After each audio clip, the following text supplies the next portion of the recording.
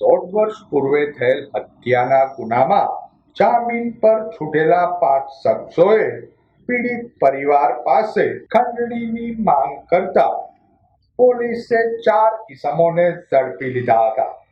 આ અંગેની પ્રાપ્ત વિગતો મુજબ શહેરના ઘોઘા રોડ પર વર્ષ 2024ની દિવાળીની રાત્રિએ ડોક્ટર શિવરાજભાઈ લાખાણીની હત્યા કરી નખાઈ હતી. હત્યાના ગુનામાં જામીન પર મુક્ત થયેલા પ્રકાશ ઉર્ફે પકો, લાલો ઉર્ફે છત્રી, હિતેશ ડાભી, ચિરાગ ઉર્ફે ભાણો રાઠોડ અને દેવો ઉર્ફે અગુ એ પીડિત પરિવારને ધમકી આપી ખંડણી પેટે રૂપિયા 4 થી 5 લાખની માંગણી કરી હતી.